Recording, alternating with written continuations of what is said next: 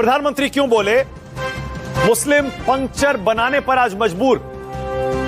अगर ऐसे हालात हैं तो किसकी वजह से? और दूसरा, वक्फ पर दंगे कौन करवा रहा है? राष्ट्रीय बात में आज मेरे साथ बीजेपी से डॉक्टर अजय आलोक हैं, कांग्रेस की तरफ से यहां स्टूडियो में दीपक झा आ गए हैं, मेरे साथ आरजेडी की तरफ से कंचना यादव स्टूडियो में है, शुभंकर भट्टाचार्य टीएमसी की तरफ से बोलेंगे, आसिम वकार हैं एआईएमआईएम से, और शांतनु गुप्ता भी जुड़ गए हैं, पॉलिटिकल एनालिस्ट हैं, मुख्यमंत्री योगी आदित्यनाथ की जीवनी लिख चुके हैं। आप सभी का स्वागत है। अजय आलोक, मैं आप ही से शुरू कर रहा हूं। प्रधानमंत्री ने जब यह कहा कि मुस्लिम आज पंक्चर बनाने को मजबूर है, क्या कहना चाह रहे हैं वो?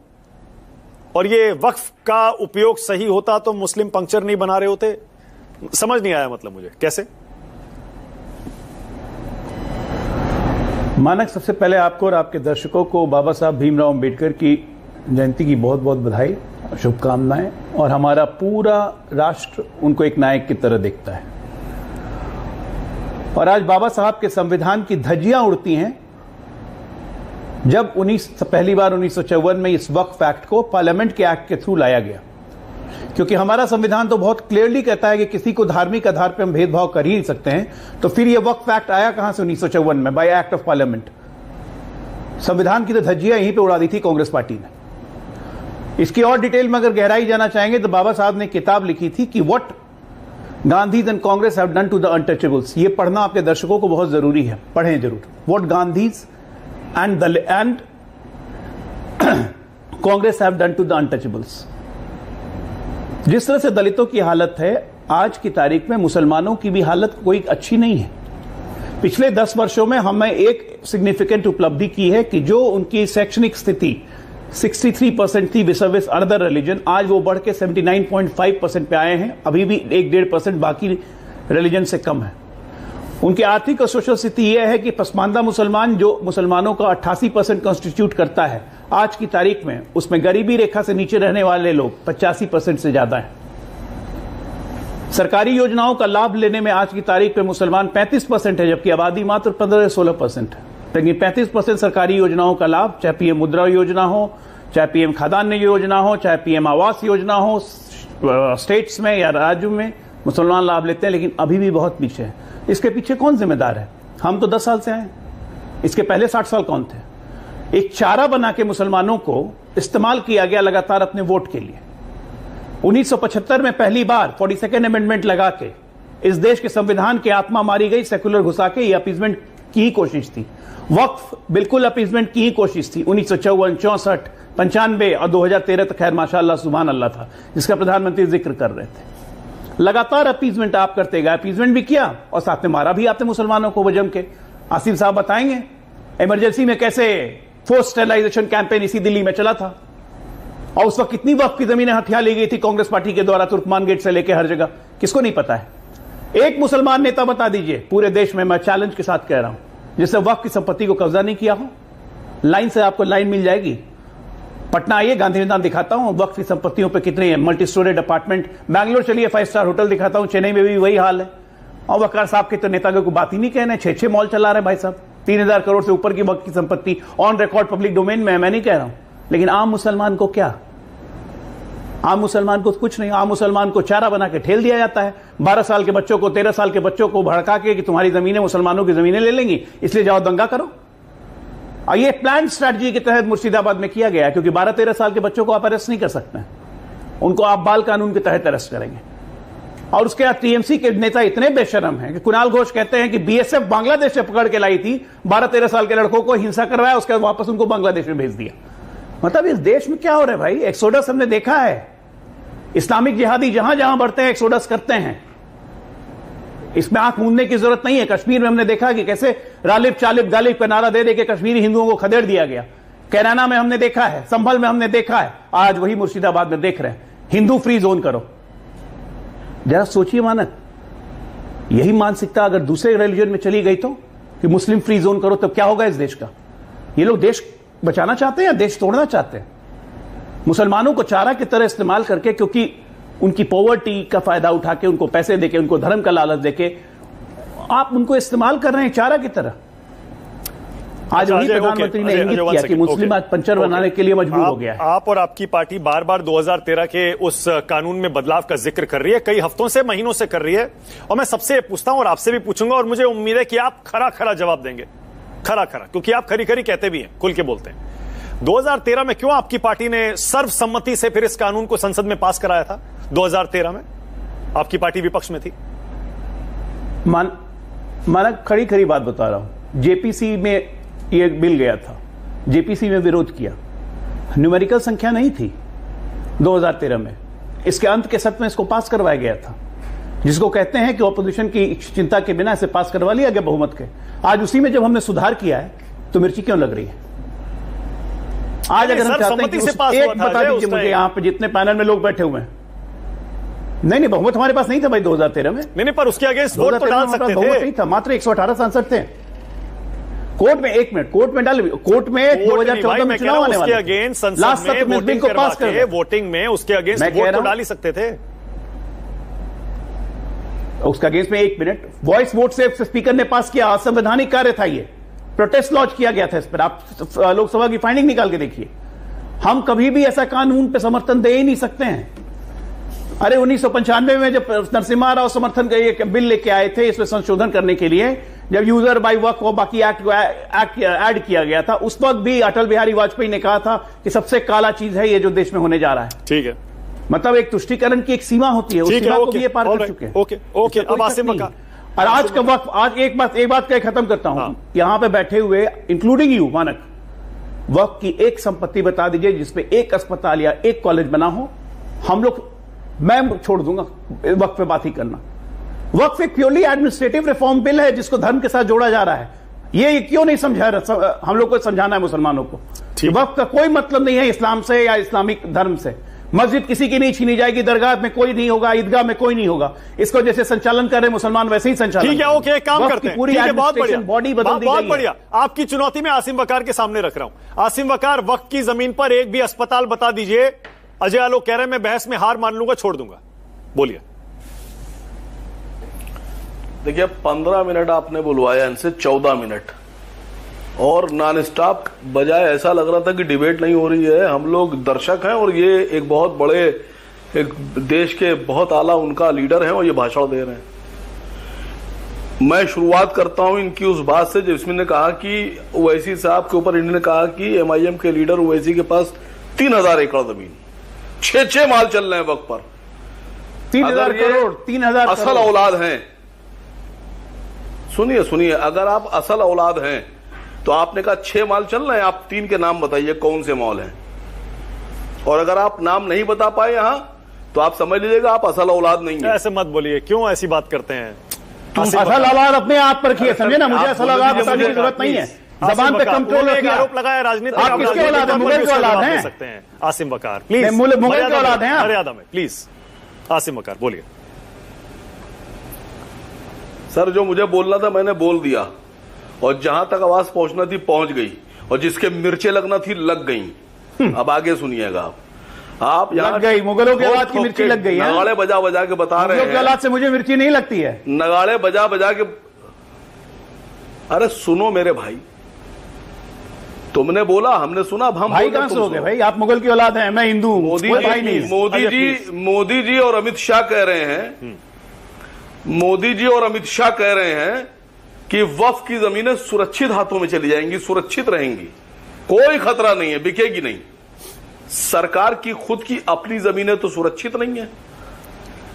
अयोध्या में सेना की जमीन अडानी को बेच दी। नवी मुंबई और अटल सेतु के बीच में 5286 एकड़ जमीन 42 लाख रुपए प्रति एकड़ के हिसाब से 2200 करोड़ रुपए की अंबानी को बेच दी। जो 42 लाख रुपए एकड़ की जमीन बेची है अंबानी को, उसकी रियल कीमत ओरिजिनल मार्केट में 25 करोड़ रुपए प्रति एकड़ है। ये इतने शरीफ और ईमानदार और अच्छे और बेवकूफ लोग नहीं हैं कि ये 10 रुपए का नोट 5 रुपए में बेच डालेंगे। ये बीजेपी वाले हैं, ये 10 रुपए का नोट 100 रुपए में बेचते हैं। खाली इस बात की जांच होना चाहिए कि अंडर टेबल कितनी डील की गई है जो 42 लाख रुपए प्रति एकड़ की जमीन बेची गई है। आप हमारी जमीन बता रहे सुरक्षित है, अपनी जमीन तो आप बेचे डाल रहे हैं। मैंने दो बातें कही, अडानी को अयोध्या में सेना की जमीन और अंबानी को 5,286 एकड़ जमीन 42 लाख रुपए प्रति एकड़ के हिसाब से। अगर किसी में हिम्मत है तो मेरी इस बात को इनकार करके दिखा दे। सबको चैलेंज है, पूरे पैनल को, इंक्लूडिंग मानक गुप्ता। अपनी जमीनें तो आप बेचे डाल रहे हैं, लेकिन अस्पताल आप बता रहे हैं 12,000 करोड़ रुपए का फायदा। सुनिए सर, 12,000 करोड़ रुपए का वक्फ का फायदा। नीरव मोदी, मेहुल चोकसी, माल्या, न जाने कितने लोग कितने हजार करोड़ रुपए, लाख करोड़ रुपए लेकर भाग गए। किसी एक को लाइए, लेके आ रहे मेहुल चोकसी लाकर कितना पैसा वापस आए? 12,000 नहीं 12,000 करोड़ हमको दे दीजिए, मुसलमानों को बाकी आप रख लीजिए। ना रख रहे हैं मेहुल चोकसी को वापस ला रहे हैं आपके लिए, चिंता क्यों कर रहे हैं? पता नहीं है, अपडेट नहीं रहते हैं। मैंने ये कहा है कि अगर ये असल से हैं, अरे फिर वही बात, बीजेपी प्रवक्ता, तो 3 मॉल के नाम बताएं, 3 मॉल के नाम बताएं जिस पर इन्हें इल्जाम लगाया है कि वक्फ की जमीन पर वैसी आपका चैलेंज हो गया। एक सेकंड रुक जाइए। आसिम वकार, जैसे मैंने कहा राजनीतिक आरोप है, मैं आपसे दरखास्त कर रहा हूं राजनीतिक जवाब दे सकते हैं, जो जवाब देना है दीजिए, मर्यादा में रह के दीजिए। एक दूसरा, आपने जो जवाब देना था दे दिया, जो कहना था, रुकिए ना आप एक सेकंड, रुकिए तो सही। अब अजय आलोक ने जो कहा प्लीज उसका भी जवाब दीजिए। आरोप लगा रहे हो, कह रहे हैं राजनीतिक जमीन पर एक भी अस्पताल आप बता दीजिए। अब राजनीतिक आरोप हो गया है। सुनिए बात सुनिए। अब आप यहां बैठकर इनकार कीजिए या हाँ में हाँ मिलाइए कि हाँ वो ऐसी साहब के 6 मॉल हैं वक्फ की जमीन पर, और या फिर आप ये कहिए कि झूठे हैं। मानक गुप्ता जी आपके चैनल पर आपकी डिबेट पे, अरे आसिम भाई एक सेकंड बोलिए, क्या आप एक मिनट अजय आलोक का आरोप आप जवाब देंगे, मैं यहां जवाब देने नहीं बैठा हूं, मैं सिर्फ डिबेट करवाने और उसको मॉडरेट करने के लिए बैठा हूं। जवाब आपको देना है, मैंने आपको मौका दे दिया, आप कुछ कर। अब आप जरा अजय आलोक का भी जवाब दे दीजिए। राजनीतिक है क्यों? अरे मैं तो सिर्फ इतनी बात कह रहा हूं, मर्यादा में रहकर जो जवाब देना दीजिए ना, मैं आपको कहां रोक रहा हूं, आपको पूरा टाइम दे रहा हूं। मैं कह रहा हूं वक्फ की जमीन पर एक भी अस्पताल है क्या, वो बता दीजिए। अजय आलोक पूछ रहे हैं। मानक गुप्ता जी मुझे इस बात का जवाब दे दीजिए कि 5,286 एकड़ 42 लाख रुपए से वो जमीन अंबानी को बेची गई जिसकी कीमत 25 करोड़ रुपए। अच्छा ठीक है, ओके, ये बात आप 4 बार बोल चुके हैं, अब आगे बढ़ते हैं। रुकिए ना एक मिनट, एक सेकंड, अब आगे बढ़ते हैं जरा। अब प्रधानमंत्री की बात का जवाब दे दीजिए। वो कह रहे हैं कि पुराने वक्फ कानून की वजह से ही मुसलमान आज पंक्चर बना रहा है, जवाब दीजिए। नहीं, अब प्रधानमंत्री जी का भाषण मैंने सुना, कल के कांग्रेस ने कोई मुसलमान अध्यक्ष नहीं बनाया आज तक, और इतनी मोहब्बत प्रधानमंत्री के होठों से टपक रही थी कि बह रही थी नालियों में मोहब्बत मुसलमानों के लिए। तो एक साहब को मैंने फोन किया, मैंने कहा प्रधानमंत्री जी ये कह रहे हैं, तो उसने कहा हाँ, वो जेपी नड्डा खान साहब है ना आजकल अध्यक्ष बीजेपी के, कल के भारतीय जनता पार्टी कैबिनेट में 18 मंत्री हैं मुसलमान, केंद्र की सरकार में। आप बताइए, सूप तो सूप छलनी बोल रहा है, इतनी छेद है उसके अंदर, एक मुसलमान सांसद नहीं पूरी पार्टी में, आप यहां ठेकेदारी उठाए फेंके दे रहे हैं। अरे आप कांग्रेस की तरफ से क्यों जवाब दे रहे हैं? मुसलमानों का कांग्रेस की तरफ से दीपक झा जवाब दे देंगे, आप अपना जवाब दीजिए ना। मैं आपसे जो पूछ रहा हूं उसको बताइए। आप कहते हैं मुसलमान अगर सड़क पर नमाज पढ़ लेगा तो आप पासपोर्ट जब्त कर लेंगे उसका, आपको बहुत मोहब्बत है। आइए हमारे साथ, हम दिखाते हैं कितनी सड़कें रोककर रोज सड़कों रोककर। आसिम वकार आज जवाब नहीं दे रहे, आसिम वकार आज सवाल के जवाब में सवाल पूछ रहे हैं, आप तो खूब जवाब देते हैं भाई, आज क्या हो गया बताइए ना जरा। प्रधानमंत्री कह रहे हैं पुराने वक्त कानून की वजह से मुसलमान पंक्चर बना रहा है, दीजिए ना जवाब। नहीं, ये तो मैंने आपसे कहा ना कि जब मुसलमान यहां नहीं थे, जब मुसलमान भारत में आए नहीं थे, उससे पहले से दलितों के पीछे झाड़ू बंधवाते थे और आगे हांडी बंधवाते थे, कुएं पे पानी नहीं भरने देते थे, मंदिर में जाने नहीं देते थे, दूर से सूरज की परछाई अगर पड़कर किसी ब्राह्मण में पड़ती थी तो सड़क हो जाती थी। तो उनके लिए क्या कहेंगे आप? ठीक है, जवाब है। ओके, अब एक सवाल और आसिम वकार, बोलिए।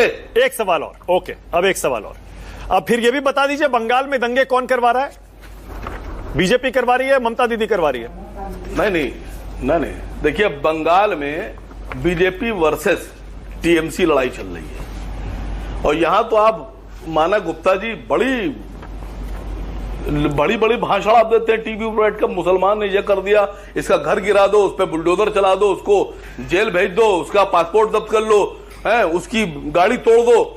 और यहां करनी सेना ने जो आगरा में किया, बुलडोजर लेके चली गई करनी सेना, आपने फिर जवाब नहीं दे रहे। आज आसिम बकार क्या हो गया आपको? आज सारे मेरी जो सीधी सीधी बॉल फेंक रहा हूं मैं, तो बाउंसर भी नहीं डाल रहा हूं मैं, सारी छोड़े जा रहे हैं, खेल क्यों नहीं रहे आज? अरे आपको बॉल सर आपको बॉल ही नहीं फेंकना आती है। अरे कमाल कर रहे हैं सीधी सीधी बॉल फेंक रहा हूं, उसको भी छोड़ रहे हैं। बाल गया आप बॉल फेंकना। मैं पूछ रहा हूं मुसलमान पंक्चर क्यों बना रहा है, प्रधानमंत्री कह रहे हैं, उस पर जवाब नहीं दे रहे। नहीं, मैं पूछ रहा हूं अजय आलोक ने जो कहा एक भी वक्फ की जमीन पर अस्पताल बता दीजिए, उस पर जवाब नहीं दे रहे। मैं कह रहा हूं बंगाल में दंगे कौन करवा रहा है, उस पर भी जवाब नहीं दे रहे सर।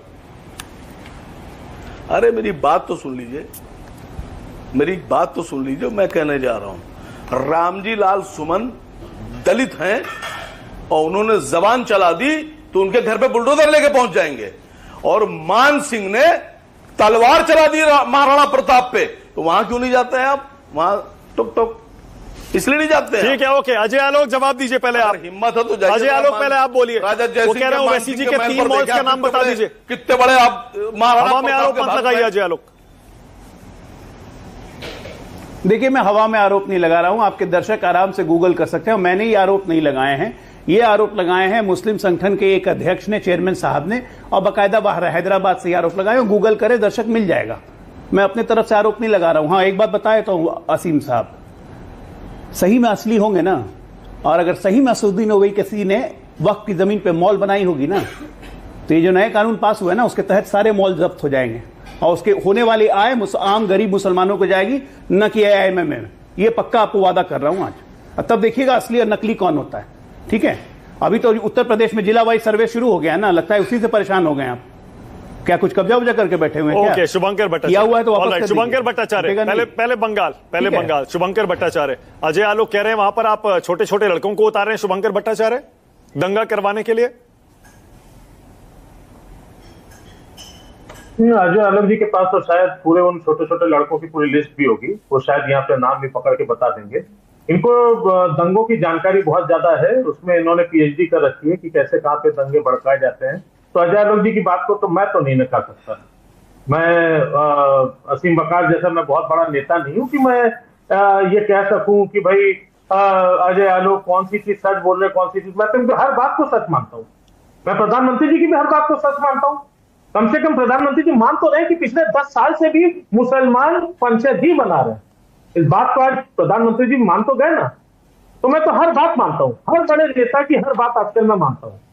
और जहां तक रही बंगाल की बात, बिल्कुल मेरे ख्याल से उसमें ममता जी का पूरा, भाई एक प्रदेश की मुख्यमंत्री का बहुत बड़ा इंटरेस्ट होता होगा ना अपने प्रदेश में बवाल कराने का, दंगा कराने का। जैसे कि मेरे ख्याल से जैसे मणिपुर में हो रहा होगा, उसमें बहुत बड़ा इंटरेस्ट होगा बीरेंद्र सिंह जी का, भाई वहां पे जो है बवाल करा रहे हैं। भाई अलग तो होता नहीं है राजनीति, एक ही तो राजनीति है। यूपी में दंगे भड़कते तो उसमें योगी जी का हाथ होता होगा। तो अजय आलोक जी को बहुत अच्छे से पता है कि एक होता है ना जिसको कहते हैं ना कि क्राइम के पीछे हम लोग देखते हैं मोटिवेशन क्या है। इस क्राइम के पीछे मोटिवेशन देखा जाए तो पता चलता है बेनिफिशियरी कौन हो सकता है। इस क्राइम के पीछे बेनिफिशियरी एक ही हो सकता है। और मैं इसको सबूत के साथ बताता हूं, मैं सबूत के साथ बताता हूं। अजय आलोक जी को सबूत बहुत पसंद है, मैं सबूत के साथ बोल रहा हूं। जरा पता करिएगा, दिवाकर घरामी, माफ करिएगा इसमें मेरी कोई गलती नहीं है, नाम है उनका दिवाकर घरामी, और उनका जो उन्होंने क्या वहां पे बोला है जरा देखिएगा। मुशीराबाद क्षेत्र में जाके उन्होंने क्या बात बोली है देखिएगा। उसमें से उन्होंने कहा है कि मैं अपने हिंदू भाइयों से कहता हूं सिर्फ अस्त्र रखो नहीं, उसका इस्तेमाल सरकार के खिलाफ और पुलिस के खिलाफ करो। ये शब्द है उनके, ये शब्द उनके। प्लीज सर्च करिए, बहुत ज्यादा आलोक भाई को बहुत शौक है गूगल सर्च करने का, तो प्लीज गूगल सर्च करिए, पता करिए कहा है कि नहीं कहा है। और जो आपके सांसद बोल रहे हैं शुभंकर, जो आपके नेता कह रहे हैं वक्फ संपत्ति पर नजर डाली आंख निकाल लेंगे, पसली तोड़ देंगे, और भी बहुत सारे बयान है। दोनों तरफ के हैं, मैं ये नहीं कह रहा हूं एक ही तरफ के हैं। भाई साहब मैं कहां कह रहा हूं कि बेवकूफ नेताओं का जो है पूरा जो ठेका जो है उसी बीजेपी ने ले रखा है। कुछ अपने आप ही है भाई साहब, बोलते हैं जुबान है, किसी की जुबान कहीं तो स्लिप कर जाती है। यहाँ पैनल पे बैठे हम लोग को पता नहीं चल पाता है कि कौन कौन व्यक्ति एक दूसरे को कौन से नाम से पुकारने लगता है। तो दंगा कौन करवा रहा है, आप खुल के बताइए ना, आप ही किससे बता दीजिए दंगा कौन करवा रहा है, बंगाल में क्यों हो रहा है, और देश में कहीं क्यों नहीं हो रहा, सिर्फ बंगाल में क्यों हो रहा है शुभंकर? ज्यादा बताना पड़ेगा। मैंने तो आपको बिल्कुल सबूत के साथ दिया कि आप देखिए इस प्रकार के बयानबाजी किससे आ रही है, कौन कह रहा है। दिलीप घोष वहां पे जाके क्या चीज कह रहे हैं कि बिल्कुल ईंट का जवाब पत्थर से देना। बीजेपी को फायदा कैसे है ये भी तो बताइए। आप कह रहे हैं बीजेपी बेनिफिशियरी है, कैसे मतलब होता है? पूछिए, आप क्या पूछ रहे, पूछिए। बीजेपी को फायदा कैसे है? आप कह रहे हैं बीजेपी को फायदा है दंगों से, कैसे है बताइए। बहुत साफ सीधी सी बात है, ये भी हमको बताना पड़ेगा कि बीजेपी को कैसे फायदा है। आज के दिन में अगर कह दिया जाए साहब बंगाल को नोटोरियस स्टेट कहा जा रहा है, नोटोरियस स्टेट, आपने तो पूरे बंगाली समाज को पूरा एकदम गंदा करके छोड़ दिया। आपने दो चीजें वहां पे की, मैं आपको बता दूं। जहां जहां आप गए आपने वहां पे सबसे पहले डिवाइड एंड रूल पॉलिसी शुरू की। अगर हिंदू मुसलमान मणिपुर में नहीं हो पाया तो आप नया ढूंढ के लाए, क्योंकि मैथी में करा दिया। वो भी आज के दिन में जिस चीज को, जिस लाइन को पकड़ करके वहां पे सरकार बनाई थी वही आज आपके ऊपर हावी है। और इसी तरीके से जो आप प्लान बना रहे बंगाल में आने की, वही जो है राजनीति। ओके, अजय आलोक जवाब दीजिए, उसके बाद स्टूडियो। अजय आलोक बोलिए, अजय आलोक आपकी बारी है, बोलिए भाई। राजनीतिक फायदा आपको है ना? देखिए मानक, आपके बदनाम करना है बंगाल को, टीएमसी को, ममता दीदी को, ये समझना बहुत जरूरी है। ये आपको और आपके दर्शकों को यह समझना बहुत जरूरी है कि बंगाल में मुर्शिदाबाद में जो हुआ वो दंगा नहीं था, वो कहीं से दंगा नहीं था। दंगा तब होता है जब हिंदू मुसलमान आपस में झगड़ते हैं। वहां सिर्फ हिंदुओं को चुन चुन के मारा गया, घर से खींच के पिता पुत्र को मार दिया गया। 14 अप्रैल है, बाबा साहब की जयंती है, 2 दलित थे, वो कोई गलत नहीं है। मुसलमानों की भीड़ ने हिंदुओं के घर में ताकत करके आग लगाई है, पुलिस चुपचाप बैठ के तमाशा देखती रही। किसके कहने पर? किसके कहने पर? 18 पुलिस वाले, 18 पुलिस वाले शुभंकर, वन बाय वन। उस स्टेट में मैं बता रहा हूं, उस स्टेट में पुलिस म्यूटनी हो जाएगी सरकार के खिलाफ, क्योंकि पुलिस वालों को बोल दिया जाता है कि मुसलमानों को छोड़ दो 6 घंटे के लिए, जो करते हैं करने दो। इस्लामिक जिहादी का साथ दे रहे हैं आप। साफ साफ निकल के आए कि एसडीपीआई का हाथ है। आपकी पुलिस फोर्स भी बोल रही है, बाकी एजेंसी भी बोल रही है। केंद्र अलर्ट होने के बावजूद पुलिस वालों ने कुछ नहीं किया, एक्शन नहीं लिया। ये किसको नहीं पता है? सारे चैनल्स दिखा रहे हैं, पूरे देश को पता है, और ये ड्रामा कर रहे हैं। ओके शुभंकर, आप जवाब दीजिए, उसके बाद डिबेट को आगे ले जाओ। शुभंकर आपकी बारी है, बोलिए। सरकार का क्या ब्लैकमेल कर रहे हैं वो गलत है। ये जो डबल इंजन की सरकार कहकर क्या ब्लैकमेल करते हैं कि या तो प्रदेश में भी हम होंगे तो केंद्र में भी होंगे, तब तो हम आपका डेवलप करेंगे, नहीं तो नहीं करेंगे। ये धमकी होती है एक तरीके से जो आप डबल इंजन की सरकार कहते हैं। हर एक सरकार आपकी डबल इंजन की सरकार होनी चाहिए, चाहे वहां की सरकार किसी की हो।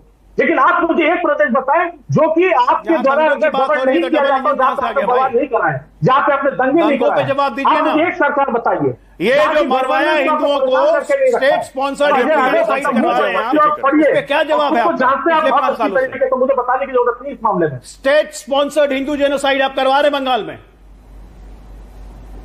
उसी तरीके से जैसे आपने मणिपुर में करवा रखा है, स्टेट स्पॉन्सर्ड जेनोसाइड ही है ना जो मणिपुर में चल रहा है, जिसका नाम लेते हुए राज्य का देख लो भाई, घबराते हैं। अपने राज्य का देख लो। ओके ऑलराइट, अब दीपक झा, कंचना यादव और शांतनु गुप्ता, रुक जाइए अब एक सेकंड। ओके दीपक झा, पहले तो प्रधानमंत्री मोदी की चुनौती स्वीकार करिए और बताइए आज तक मुस्लिम अध्यक्ष क्यों नहीं बनाया कांग्रेस ने?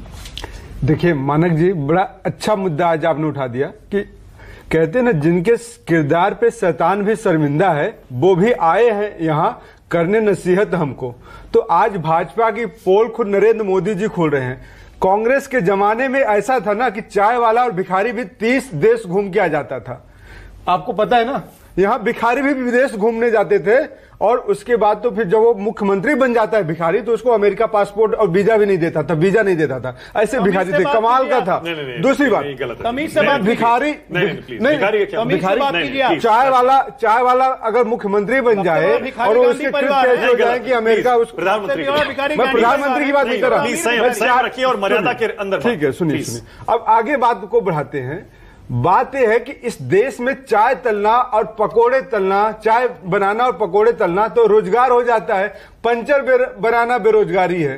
क्या बात करते हैं मोदी जी। मोदी जी का इतना उच्च कोटि का ज्ञान कहां से आता है, मुझे तो ताजुब है मानक भाई, आपको भी ताजुब होगा कि चाय बनाना, पकोड़े तलना रोजगार हो जाता है।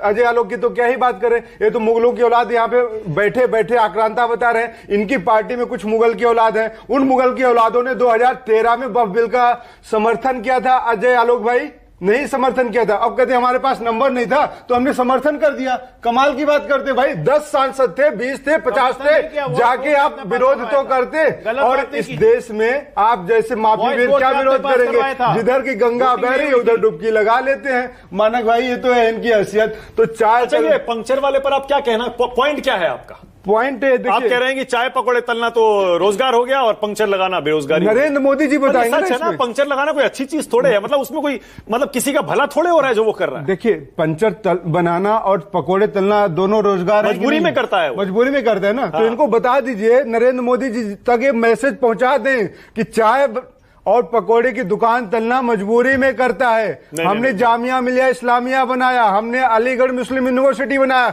देश का पहला शिक्षा मंत्री मुस्लिम बनाया।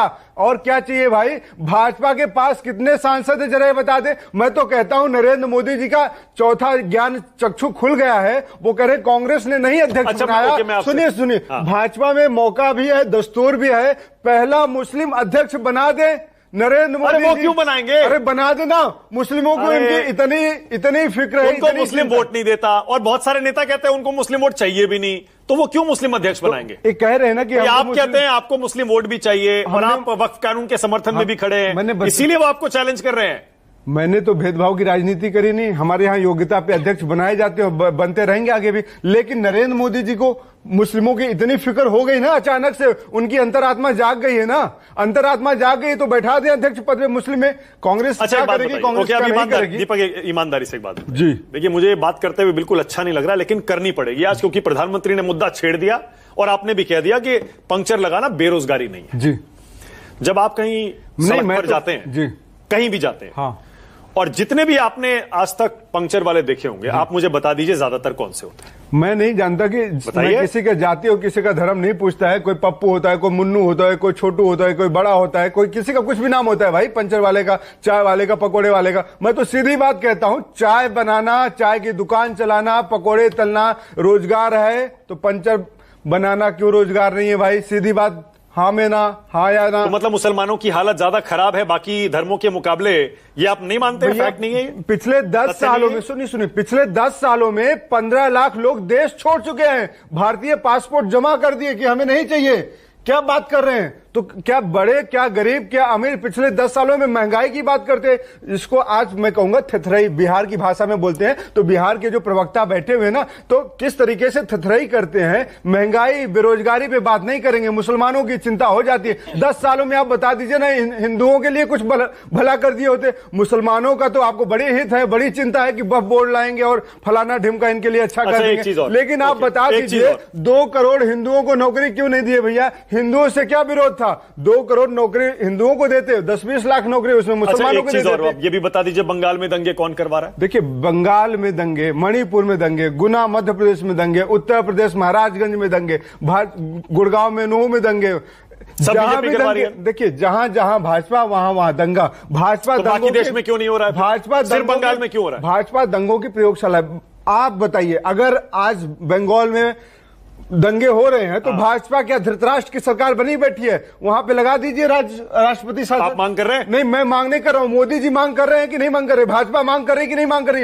ये तो जो मर्जी कानून पास कर देते हैं। जहां बीजेपी वहां दंगे। मैं तो कह रहा हूं बाकी देश में नहीं हो रहे ना, सिर्फ बंगाल में क्यों हो रहे हैं? यत्र भाजपा तत्र तत्र दंगा। उत्तर प्रदेश में दंगे नहीं हुए थे, महाराजगंज में नहीं हुए थे, नहीं हुए, गुना में दंगे चल रहे नहीं चल रहे हैं। तो ओके, अजय आलोक जवाब दीजिए, उसके बाद कंचना यादव और शांतनु गुप्ता। राष्ट्रपति शासन लगाइए, कहां लगाएंगे? ये इतने बड़े मुसलमान हितैषी हैं कि जब मैं हिंदुस्तान का, हिंदुस्तानियों का हितैषी हूं अजय आलोक, आप समझ लेना। के कानून पे हिंदुस्तान के हर व्यक्ति का मैं हितैषी हूं, चाहे हिंदू हो, मुसलमान हो, आपके लीडर भाग गए और दलित नहीं कहा, राजीव गांधी ने लोकसभा में नहीं बोला। कैसे चिल्लाने की औलाद है, तू फलाना है? अरे बोलो। अब उनसे बुलवा लें, अपनी पार्टी को टिकट, अब उनसे बुलवा लें, अब उनसे बुलवाइए। ठीक है, अब अजय की बारी है। बोलिए अजय आलोक, बोलिए। मुद्दे की बात करें, काम की बात करें। आपको सुना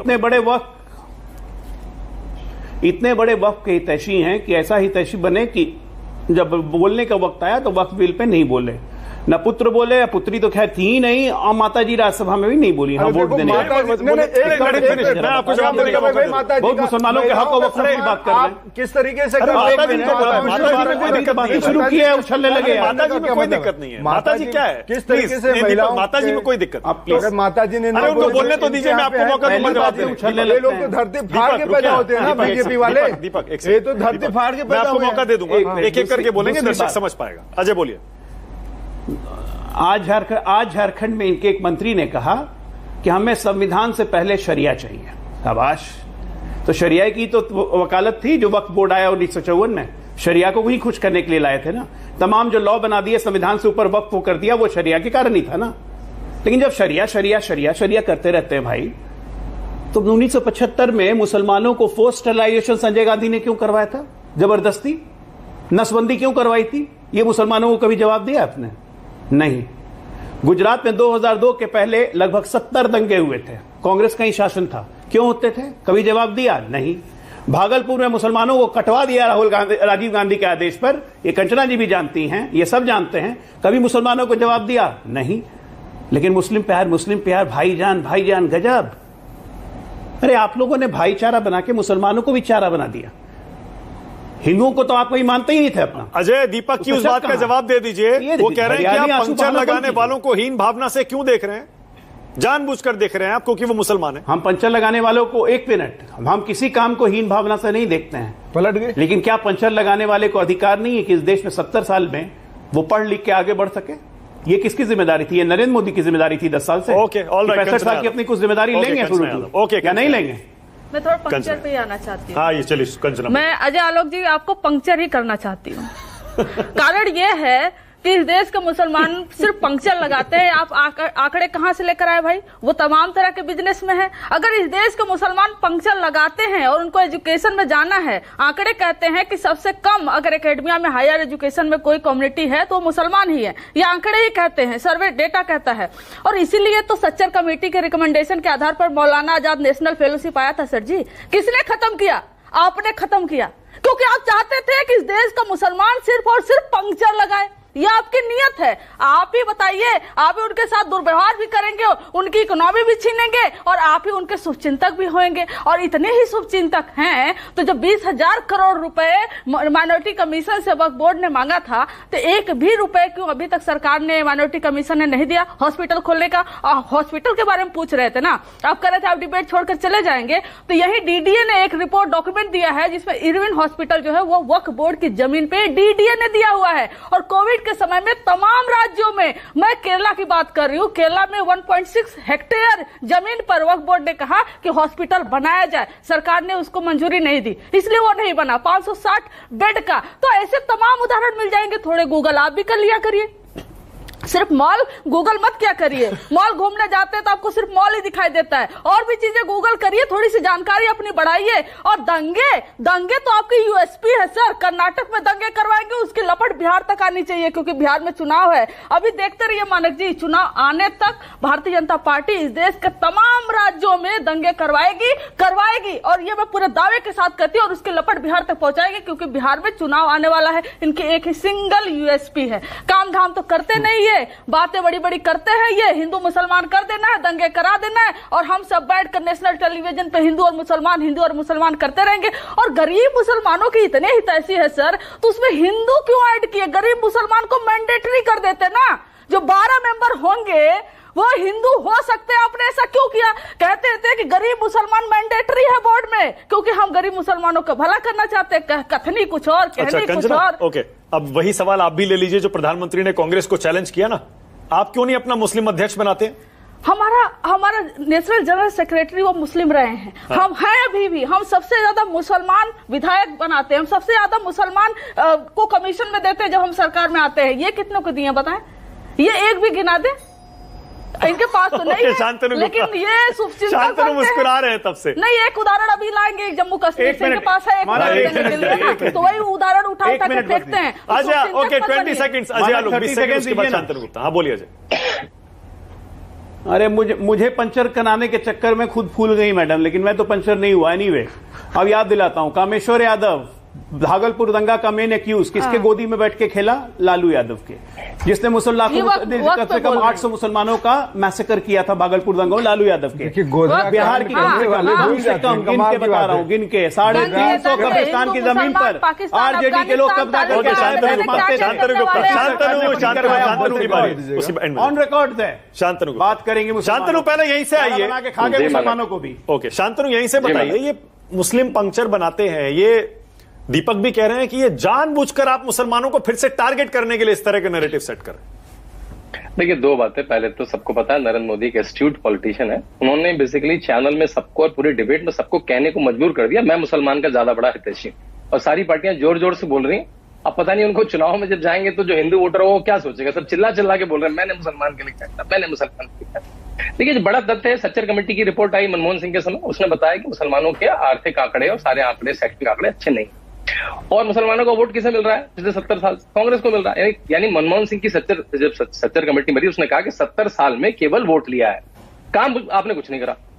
कांग्रेस ने देखिए एक फॉर्मूला निकाला कि हिंदुओं को जातियों में बांटो, मुसलमानों को अपीस करो, उनको भी काम कुछ मत करो, उनको वक्फ बिल दे दो, शाहबानो दे दो, places of worship act they दो, माइनॉरिटी कमीशन दे दो, ऐसे कोई लॉलीपॉप देते रहो, लेकिन काम उनके लिए कुछ मत करो। तभी उन्होंने खुद ही प्रूव कर दिया सच्चर कमेटी से कि भाई आर्थिक स्थिति खराब है। उसी आर्थिक स्थिति खराब को एक कहावत में बोल दिया नरेंद्र मोदी जी ने कि पंचर बना रहे, हर सेक्शन सस्ता से लेकर सब जगह उनके आंकड़े नीचे हैं। तो उन्होंने करा क्या? केवल वोट। आप कह रहे हैं कि कांग्रेस ही तो बनाएगी, कांग्रेस ही तो बनाएगी। जब आप वोट उनका ले रहे हैं 70 साल से, तो कुछ करिए उनके लिए, जो करिए उनके लिए कुछ। तो आपने नहीं करा, इसी बात को उन्होंने कह दिया कि भाई आप उनका वोट ले रहे हैं पिछले 70 साल से, हम भी सुन लेंगे।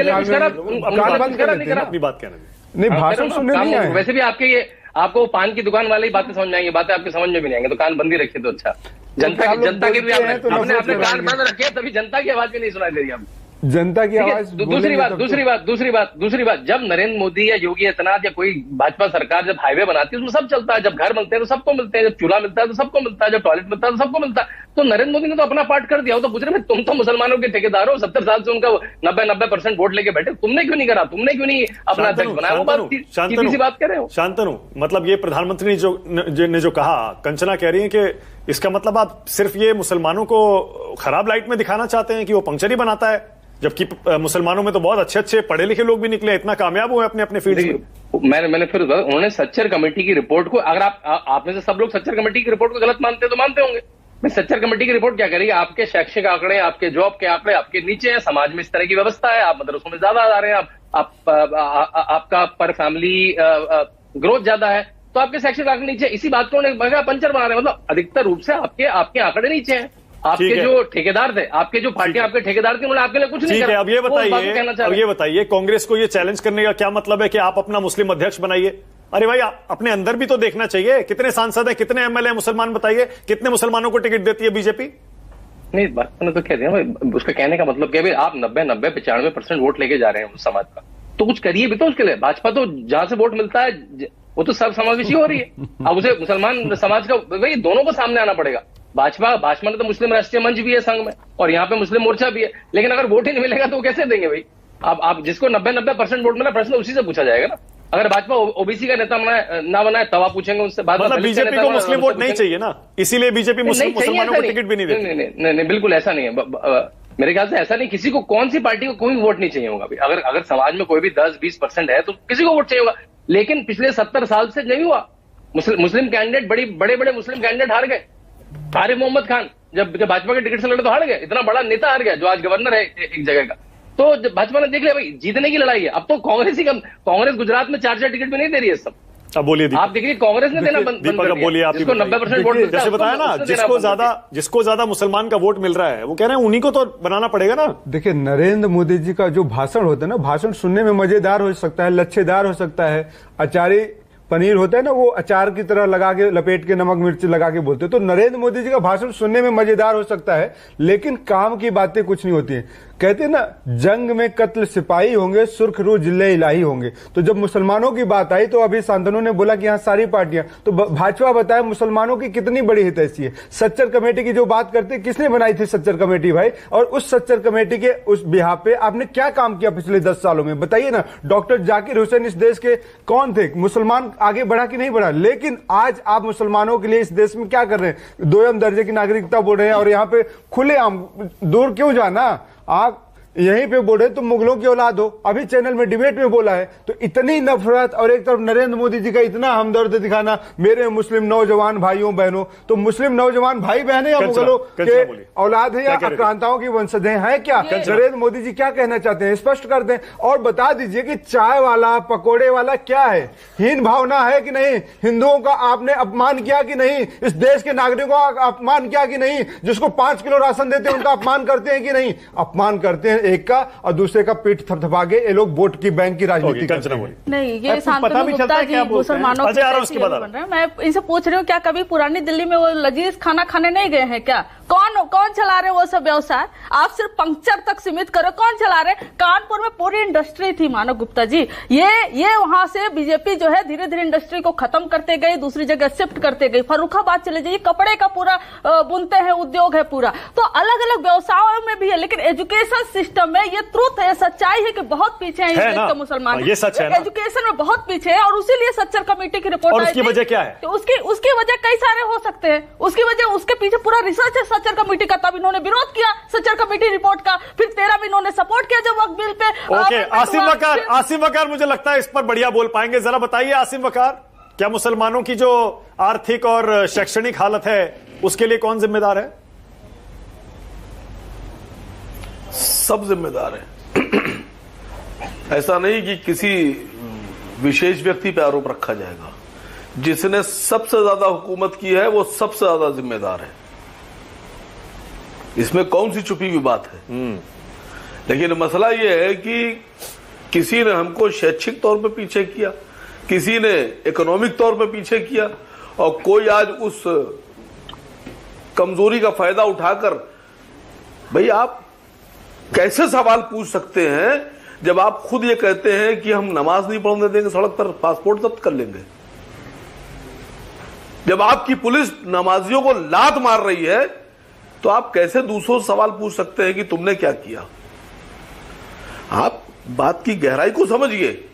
भारतीय जनता पार्टी को लोगों ने वोट देकर इसलिए सत्ता में भेजा था कि उनका विकास होगा, उनके बच्चों की एजुकेशन होगी, उनको नौकरी मिलेगी। आसिम वकार, बिहार में कितनी सीटें लड़ने वाली है आपकी पार्टी? खेल रहे हैं, और वहां मुसलमान किसे वोट देगा? बात तो पूरी हो जाने दीजिए सर। बात अगर कही हो तो पूरी कर लूं। सर टाइम खत्म हो रहा है, इसीलिए मैंने कहा छोटा सा 20 सेकंड दे रहा हूं आपको। टाइम खत्म हो रहा है। बिहार का थोड़ा बता देते, कितनी सीटें लड़ेंगे? हाँ, अपोजिशन को एक पर्ची लिख के भेज दिया कीजिए कि इतना बोलना है आपको।